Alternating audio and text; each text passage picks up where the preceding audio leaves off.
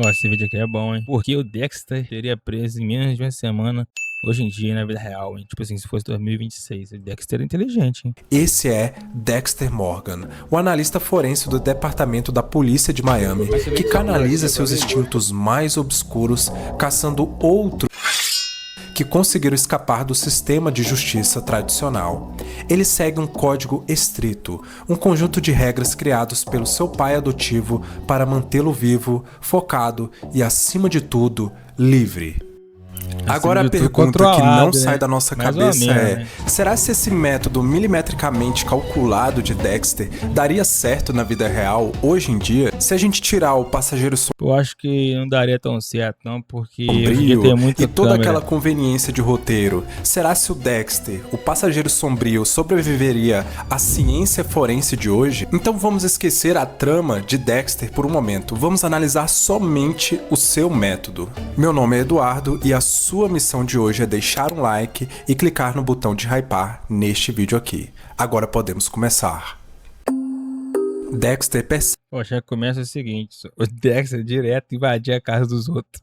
Chegava na surdina lá, pai, entrava na casa dos outros lá pra fazer as coisas. Hoje em dia toda a casa tem uma câmera.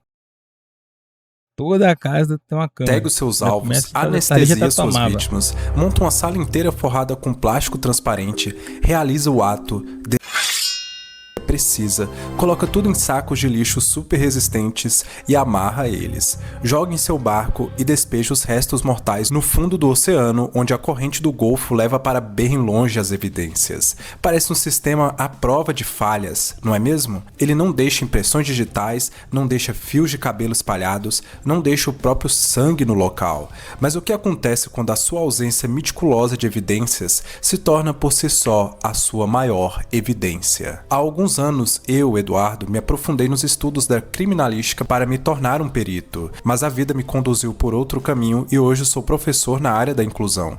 Recentemente revisitei as minhas antigas anotações, cruzando aqueles conceitos clássicos que eu estudei com as tecnologias forenses de ponta que temos hoje, e percebi que a vida do Dexter seria um inferno especial na nossa realidade.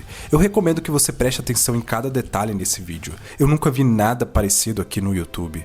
A primeira grande barreira que o nosso analista e herói favorito enfrentaria na vida real é o que chamamos na criminalística de princípio de troca de Locard. Na ciência forense existe uma máxima absoluta: todo contato deixa uma marca. O criminoso sempre leva algo da cena do crime com ele e sempre deixa algo nela, por menor que seja. Quando Dexter compra quilômetros de plástico industrial, rolos infinitos de fitas adesivas e aventais de proteção, Papo 10, comprava plástico pra cacete.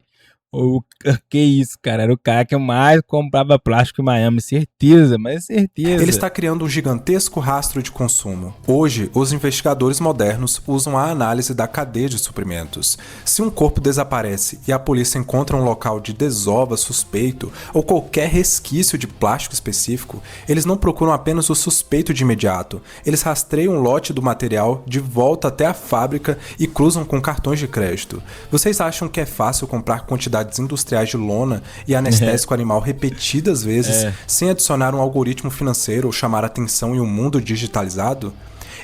Papo 10, cara, isso aí o Dexter moscava. E falando... Fora que, tipo assim, né, direto ele ia de barquinho ali no mesmo lugar.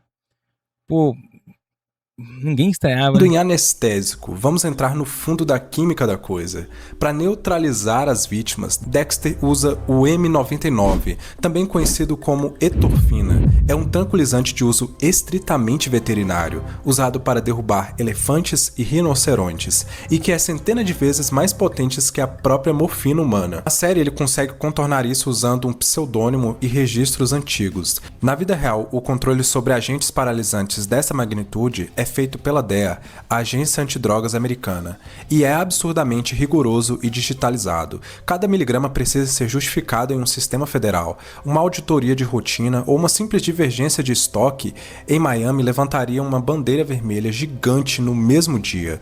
A química forense moderna, através de máquinas de espectromia de massa, consegue detectar traços microscópicos de etorfina no cabelo, na medula ou nos ossos de uma vítima meses após a sua morte. Se apenas um fragmento de osso fosse parar na praia, a autópsia toxicológica revelaria o M99 na hora, e a partir daí, o gigantesco círculo de suspeitos de Miami se fecharia instantaneamente apenas para pessoas com altíssimo acesso médico, veterinário ou laboratorial.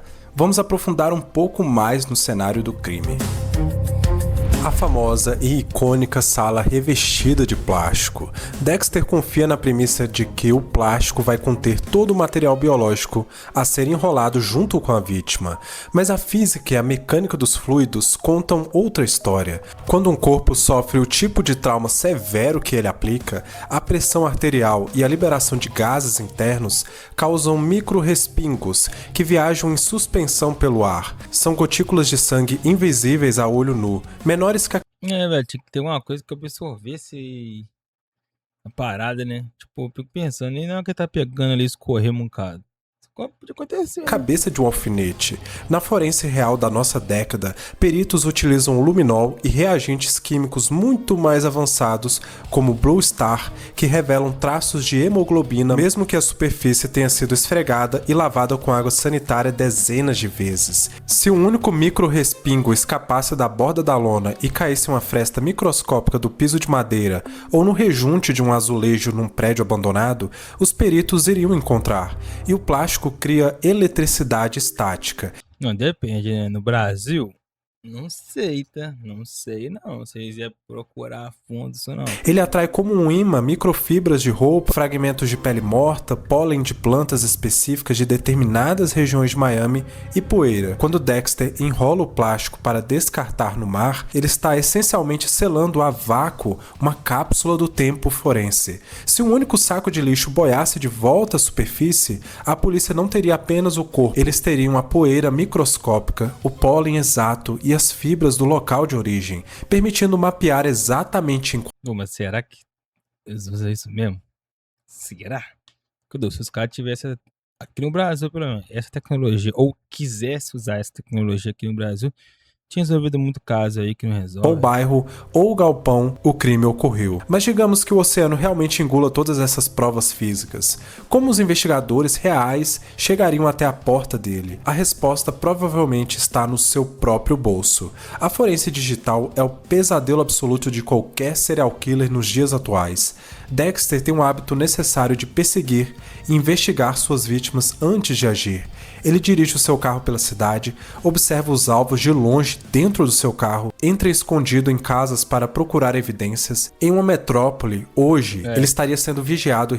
É doideira, entrava na casa do Multibol, hoje em dia tem câmera pra todo lado, igual eu falei no começo aí, não dava pra fazer isso não. Registrado ininterruptamente. Leitores automáticos de placas governamentais registram cada carro que passa por avenidas. Câmeras de campainha privadas com sensores de movimento gravam a rua inteira e o mais letal de todos para um criminoso do calibre do Dexter, o aparelho celular. A polícia rotineiramente utiliza uma ordem judicial chamada despejo de dados de torres de celular. Se um suspeito desaparece em um bairro específico, a polícia pega o histórico de localização anônima de todos os celulares que estavam naquela área exata e cruza com os celulares que estiveram perto da casa do alvo dias antes. Vocês conseguem perceber como o padrão de perseguição do Dexter criaria um mapa digital perfeito e brilhante dos passos dele nos servidores das empresas de telefonia? Lembram do BTK?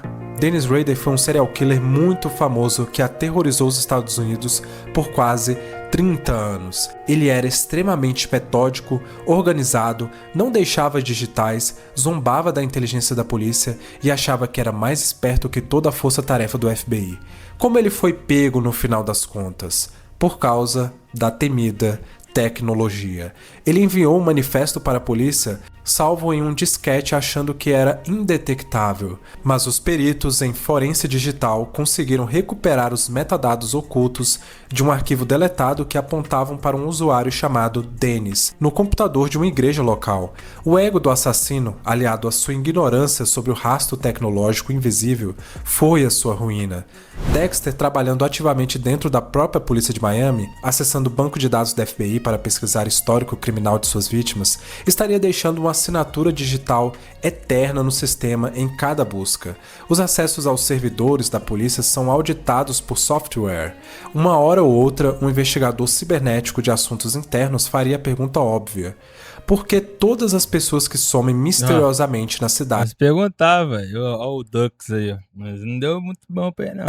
foram pesquisadas no nosso próprio sistema pelo nosso analista de padrões de sangue algumas semanas antes do desaparecimento? Podemos perceber que é algo deveras suspeito. E o fator biológico definitivo desta década. Antigamente, nos anos 90 ou no começo dos anos 2000, a polícia precisava de uma poça de sangue ou de um fio de cabelo com raiz grossa para conseguir um perfil de DNA útil. Hoje a tecnologia inverteu esse jogo. Se você simplesmente tocar em uma maçaneta da porta com força, você deixa células epiteliais. A revolucionária técnica de touch, DNA, consegue extrair e amplificar quantidades absolutamente minúsculas de material genético deixado apenas pelo suor ou pelo atrito da pele com o objeto. Dexter usa luvas de couro, sim, mas ele respira no ambiente. Ele transpira debaixo das pesadas roupas de proteção no calor infernal da Flórida. Apenas um fragmento de pele morta, um cílio que cai na mesa de ferramentas ou uma gotícula microscópica de suor é o suficiente para condenar um homem hoje. Será? Vocês já ouviram falar no caso do assassino do Golden State Killer? Joseph DeAngelo cometeu dezenas de crimes perfeitos na década de 70 e 80 e depois sumiu do mapa. Parecia um fantasma, mas décadas depois a polícia pegou o rastro de DNA antigo deixado na cena do crime, que não batia com absolutamente ninguém no sistema carcerário americano, e o enviou para bancos de dados públicos de genealogia genética. Esses mesmos sites que as pessoas comuns usam em casa para descobrir as origens dos seus tataravós na Europa. E com isso, a polícia forense construiu toda a árvore genealógica do assassino através desse material genético, de primos distantes até bater exatamente na porta de DeAngelo. Se Dexter cometesse um único micro-erro biológico, a ciência não precisaria sequer que ele estivesse registrado no sistema de criminosos. A ciência usaria o DNA dos parentes dele para encontrá-lo. Essa ideia de um predador perfeito, um assassino perfeito agindo sob o nariz da força-tarefa, trabalhando dentro do sistema, é incrivelmente fascinante e satisfaz o nosso desejo sombrio de ver uma justiça impiedosa sendo feita quando as leis humanas falham. Mas a verdade é desanimadora para o nosso herói. Entre satélites, metadados, câmeras em cada postes, microscopia avançada e bancos genéticos abertos, o método de Dexter não sobreviveria a um investigador moderno que saiba fazer as perguntas certas aos computadores certos. A perfeição criminal, no fim das contas, foi terrivelmente e brutalmente assassinada pela tecnologia. Se o passageiro sombrio começasse a atuar hoje, aí na sua cidade mesmo, no meio de tantas câmeras e celulares, quanto tempo ele duraria antes que a ciência forense o colocasse exatamente? Não. Se não tiver um roteiro violento pra salvar ele, filho, não dura nem um dia. Papo daí.